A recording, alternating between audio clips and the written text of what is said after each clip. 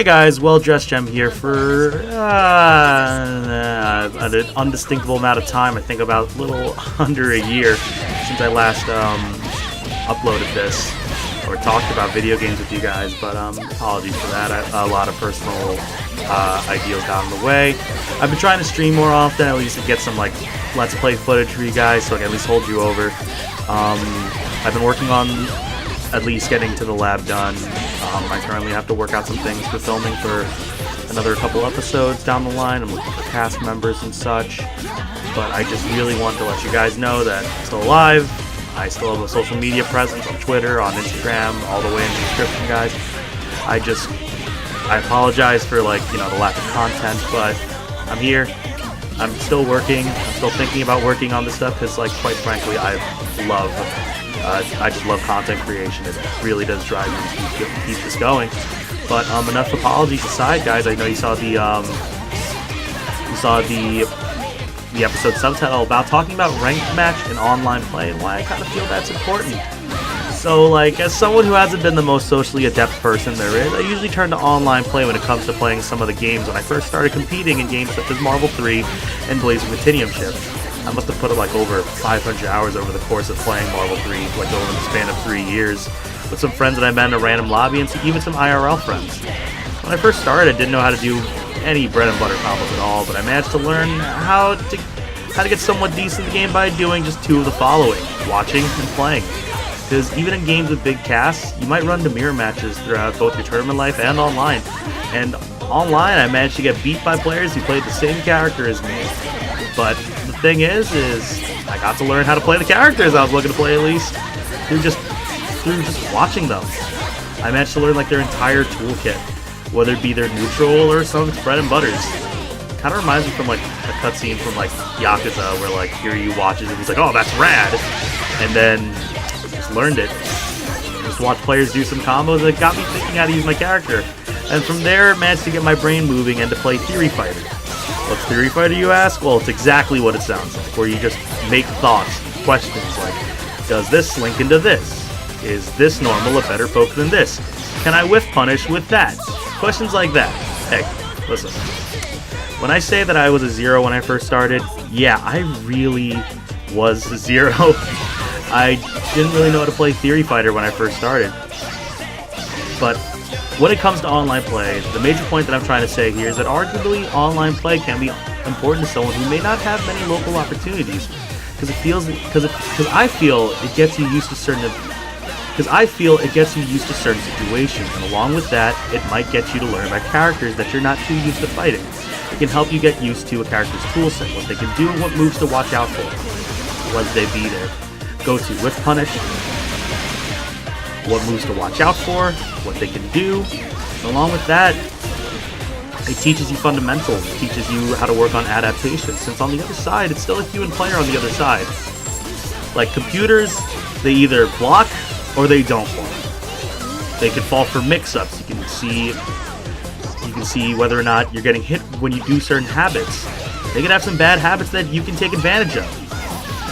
So you can start punishing what they're doing. Or better yet, you can change the way you play. Say you have a bad habit of your own, and they're punishing you for the exact same reason. You can adapt to that too. You can even condition them, fake them out, think that you're going for that option that you keep getting punished on. It gets your head moving, and it keeps it from autopiloting. You might not know it, but if you keep your mind running, even if it's online, it still helps you out, because fighting games might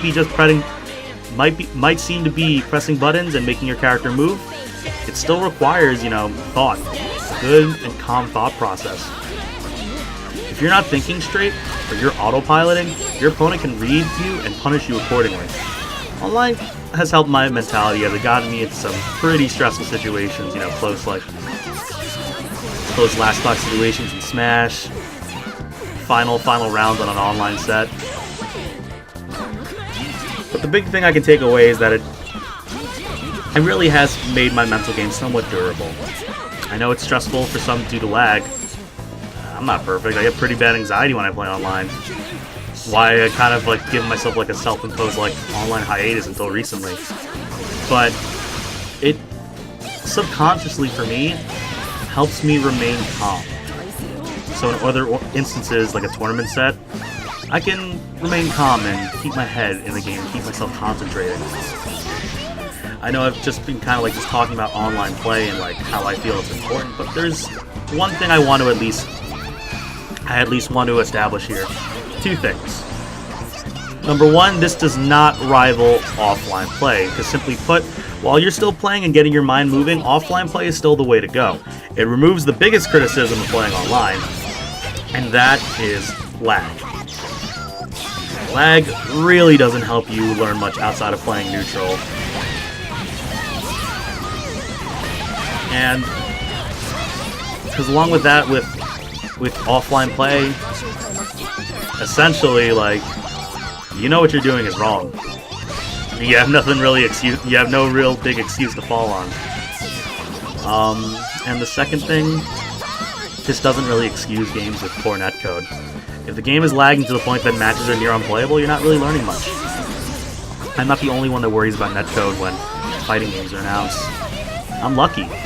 I have a thriving offline community with weekly meetups just to play some fighting games. But some people aren't lucky. You might have to rely online, and if you're seeking to improve, the lack of a good netcode really can kill it dry. But I try to persevere, speaking as a Marvel player for 3 years. I managed to keep my fingers and mind moving as much as possible. So if it works out for you and you feel that you're learning, then keep training, keep using online. I would try to look for something local nearby so you can get some good offline practice in.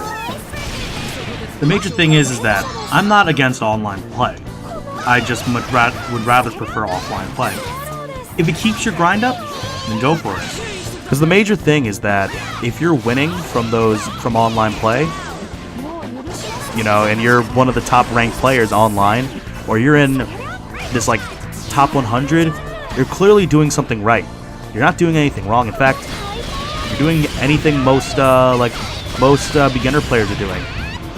There's a reason why there's a ranking next to your name. There's a reason why you're getting to that top echelon of players. It's not because of quote lag and gimmicks and stupid luck. You're doing something right. Not all your games are going to be really laggy. Some of them might have maybe an extra 2 frames of lag, but you're doing pretty well if you're doing the right thing. You are getting those rankings. You are earning those rankings, and nothing can take that away from you. Anyway, keep the grind up. Keep going. My name is Well-Dressed Jeff. Remember to like, favorite, subscribe, all that good stuff. And enjoy the rest of the online gameplay. I'll see you guys next time for the next episode of Zero to Hero.